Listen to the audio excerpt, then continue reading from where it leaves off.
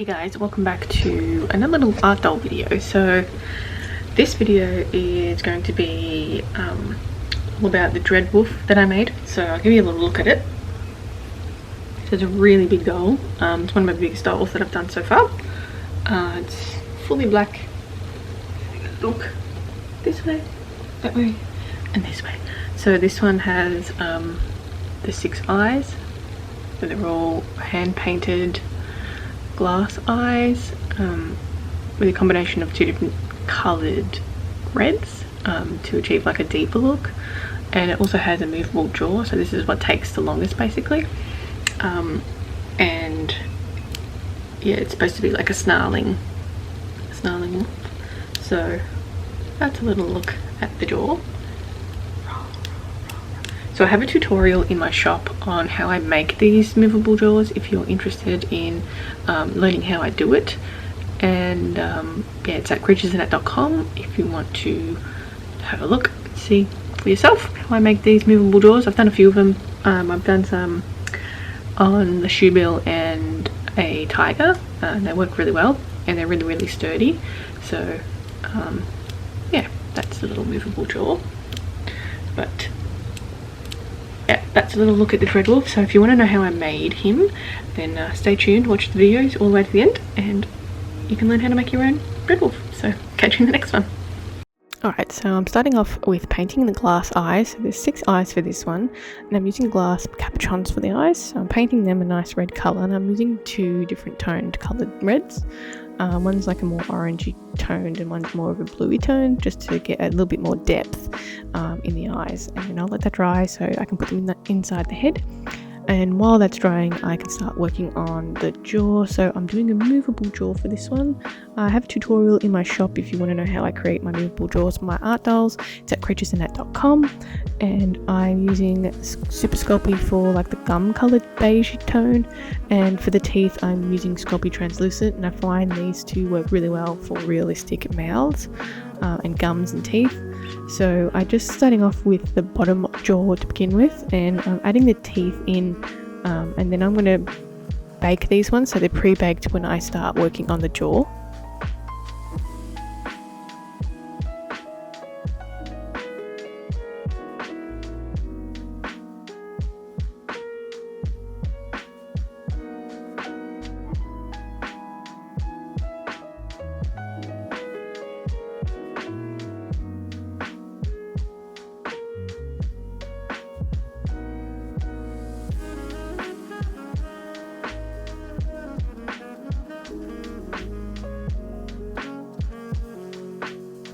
For the tongue, I just do like a basic tongue shape, and then I use this little loop tool to create like a little indentation in between, and then I can lay it on top of the little area in between the 2 back teeth. I can start working on the upper jaw now, and it's basically just a, I don't know, slab of Super Sculpey, and then I'm going to be making sure that it fits nicely and snug in the top and the jaw together. Just checking out how it's going to work when I start sculpting things. So I'm using an aluminium ball, like a foil ball core, and I'm just testing out where I want the actual jaw to be and where I want to start sculpting. So these are baked now, these 2 jaw pieces, and I can start working on the entire head. So I'm working on the lower jaw now, creating like the muscle tone and the gums with Sculpey Original. So the rest of the head I'm sculpting in Sculpey Original. That's the white one, because I'm going to be covering it with faux fur anyway. So I also like working with softer clays. I don't really like working with hard clays, so Sculpey Original is pretty soft to work with, and sort of I like to work fast when I sculpt, and I don't really like to spend time conditioning the clay.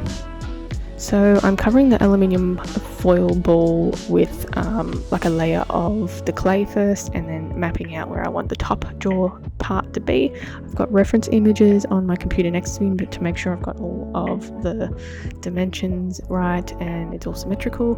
So I always compare what I'm sculpting to the images that I have on my computer, and always going back to reference where the lower jaw is going to sit, making sure it's going to sit flush and not out of whack.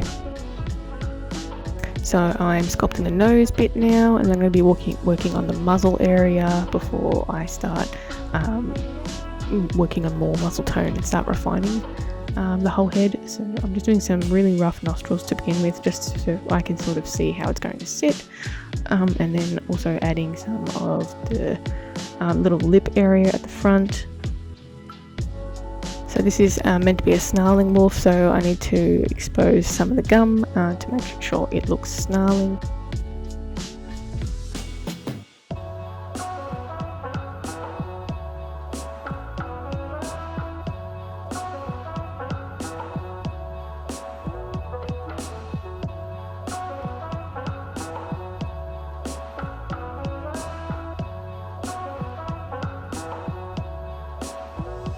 So just working on sort of the bulk of the head and where the jaw is going to sit, and I'm probably going to do a bigger video for my Patreon. I do have a video about the jaw on my Patreon, so if you want to check out how I made it in just a little bit more detail, it's over on my Patreon for my $5 and up tiers if you want to check that out.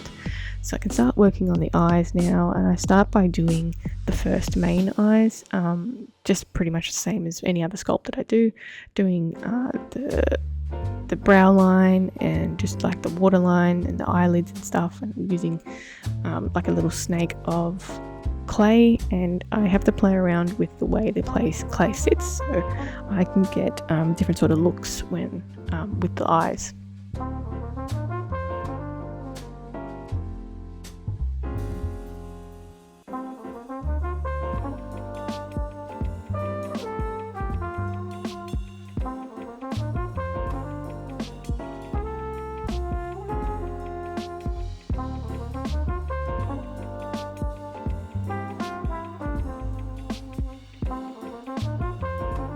And now I can start mapping out where the other eyes are going to sit, so I just used my little ball tool and made some little indentations for where the other eyes are going to sit, and then these little clumps of clay that I'm putting on are going to act as like an eye socket and sort of prop the glass cabochons up a little bit to make them more so they're not flat basically. And then I can start working on the brow and the eyelids and stuff as well, the same as the first two eyes.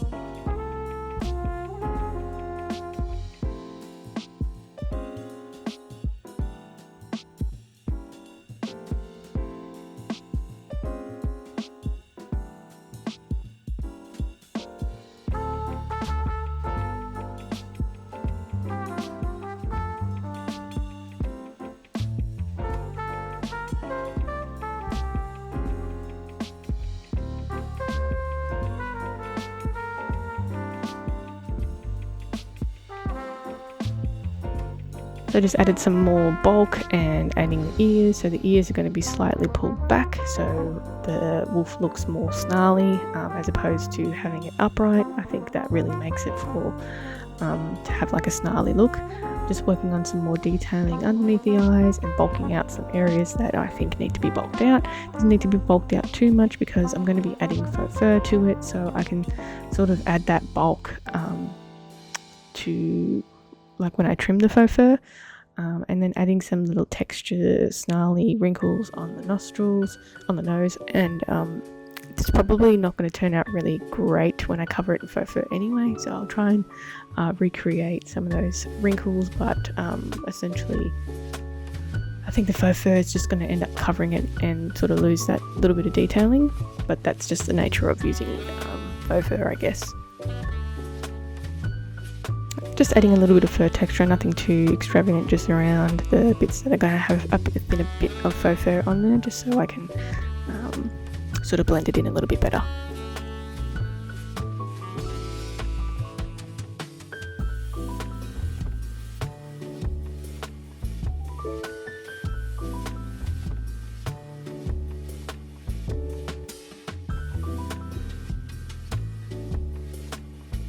Alright, so that has done sculpting the head, and I can start working on the feet. So I basically just map out a rough shape of what I want the paws to look like, and then I can start mapping out where I want the little toes to go. So I do this all at the same time to make sure everything is basically symmetrical and they all look the same process, which I think worked really well instead of doing it one at a time, which I normally do.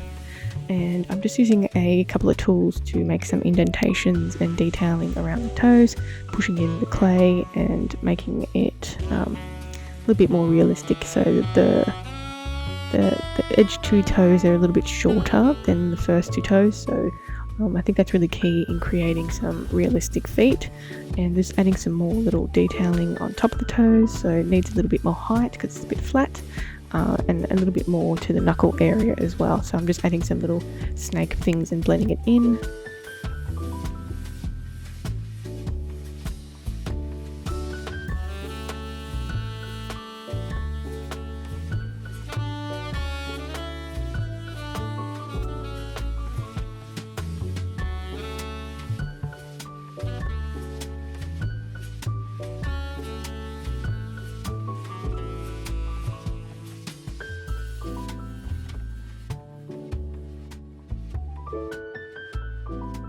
Then I can start creating some of the toe beans, and I've rolled out a couple of balls for the toes, and I'm just doing the bigger paw pad, which I can put on once I've put the toe beans on. So I'm just cleaning up the rest of the foot the rest of the paw before I start with the toe beans, because that's sort of like the finishing little bit. So I roll out into a kind of a circle oval shape and sort of point the tip a little bit towards the toe, and then once all four of them have been put on, I can put the bigger paw pad on and just blend it in a little bit. It usually sticks well, not having to blend it, but I just blend the side a little bit. Adding the toe bean on the side as well, just the one that's up a little bit further. You're probably not going to be able to see too much of it because the faux fur fabric might cover it a little bit.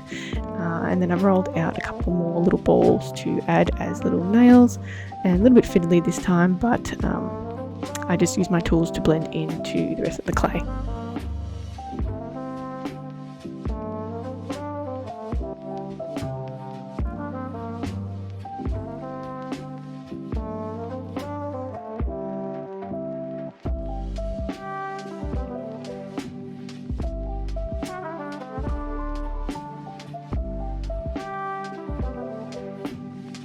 Alright, so here's a little look at the head already baked, and with all of the attachments done. I've got the armature in ready to go as well, so it's all ready to be painted and put together. There's a little look at how the jaw works, so it's open and closed. And yeah, so it looks really good. I baked it for probably an hour on a little bit under 100 degrees Celsius. So I can start painting all the areas. So I'm just going to paint the whole thing black. Because the faux fur that I'm using is black, so if it's all white, you generally see the white coming through the fur sometimes when I apply the faux fur onto the head. So I'm just going to cover the whole thing with black. I'm using water-based acrylic paint, nothing too fancy, and I'm just taking it easy around the eyes to begin with, and then I'll get out my bigger brush and start working on the bigger areas.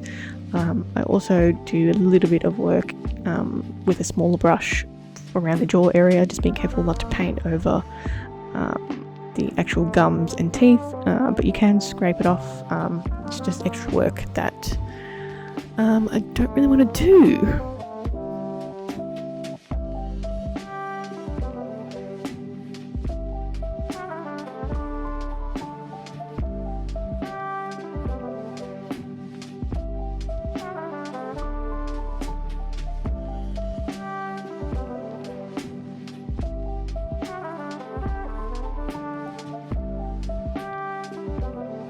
Same deal with the paws. I've baked them and added the armature inside of it. I'm just going to paint the whole thing black as well. Alright, so adding the armature onto making the full armature. So I'm using 1/4 size armature, ball and socket armature. So I have this in my shop along with the tool if you want to create your own dolls. So check that out again at creaturesinnet.com. Once the armature has been made, and then I'm going to start needle felting the body. So I'm going to put some pipe cleaners around the body, and that sort of acts as like a catch when I'm using the polyfill, because it's the ball and socket armature is a little bit slippery, so the pipe cleaners make it a little bit easier to start felting on top of body. So I'm just using polyfill to felt, nothing too special, and it sort of acts as like a muscle tone, and then I can add the faux fur as like a skin. So I basically do the torso bit first, and then I add the legs, and finally the tail at the end, and also the neck area, if there's a neck area. So this one has a neck area, so I just make sure I sew up the torso piece first by wrapping a piece of faux fur around the body, and I can start cutting out like the little areas around the legs and pin it together, and then sew it all up using a ladder stitch.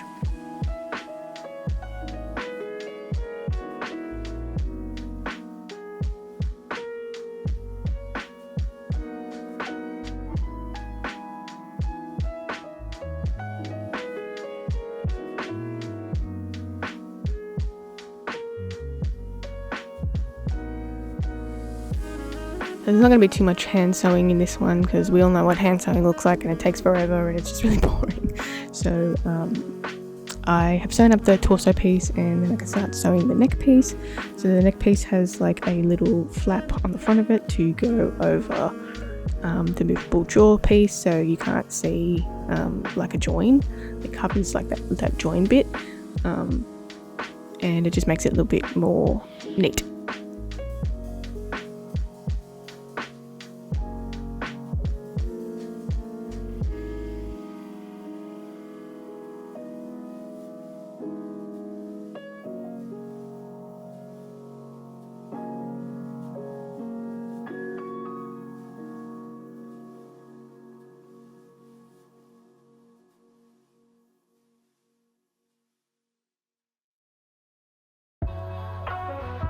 Alright, I'm just adding a little bit more polyfill to the tail so it's not so flat, and just makes it a little bit more bushy. So once it's all sewn up, I can start gluing everything together. So I'm using a tacky fabric glue to glue it, do the legs and the neck area mainly, with a little bit more work around the movable jaw pieces though. So I did that last, and make sure that the fur is sitting nice and flush against the jaw so it doesn't look too bulky.